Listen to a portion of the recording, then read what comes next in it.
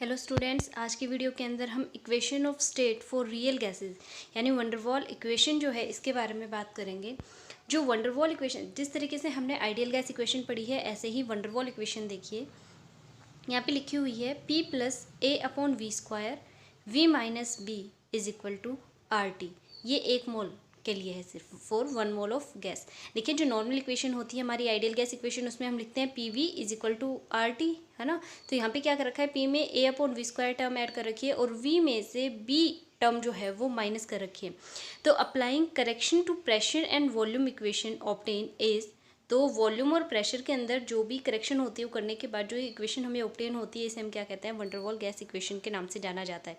अगर हम n number of moles के लिए सेम इक्वेशन को देखेंगे तो ये होगी P plus a N square upon V square into में V minus n b is equal to n R T. देखिए यहाँ पर n जो है वो ऐड किया है हमने, क्योंकि हम n मोल के लिए, n मोल ऑफ गैस के लिए यहाँ पे इक्वेशन देख रहे हैं। ओके, तो this is known as van der Waals equation where a and b are constant. यहाँ पर ए और बी जो है वो कांस्टेंट टर्म्स हैं and known as van der Waals constant. और इन्हें कौन से कांस्टेंट्स के नाम से जाना जाता है, वंडरवॉल कांस्टेंट्स के नाम से जाना जाता है। And this depend upon nature of gas, और ये नेचर ऑफ गैस के ऊपर डिपेंड करते हैं।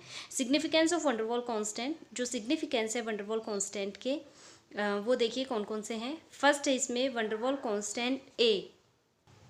जो वंडरवॉल कांस्टेंट ए है, it's value is a measure of the magnitude of the attractive forces among the molecules of the gas. यानी इसकी जो वैल्यू है मैग्नीट्यूड, ये क्या होता है, magnitude of attractive forces among the molecules of the gas. जो अट्रैक्शन फोर्सेज होते हैं ना, अट्रैक्टिव फोर्सेज होते हैं, उसे एक ही टर्म में यहाँ पे डिनोट करें।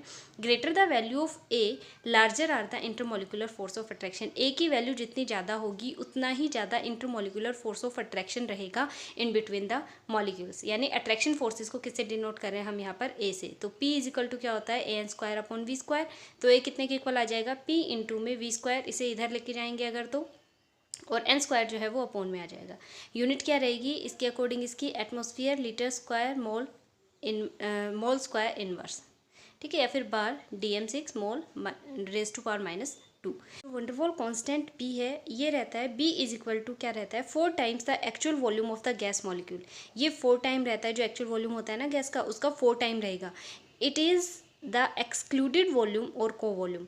इसे एक्सक्लूडेड वॉल्यूम या फिर को वॉल्यूम के नाम से जाना जाता है। V इज इक्वल टू किसके रहेगा, एन बी, और अगर B के फॉर्म में हम इसे कन्वर्ट करना चाहते हैं तो V अपॉन एन आ जाएगा। यूनिट क्या रहेगी, लीटर मोल इनवर्स और DM³ मोल इनवर्स। यहाँ पर दोनों कांस्टेंट A B और B दोनों के बारे में हमने बात की है। ओके।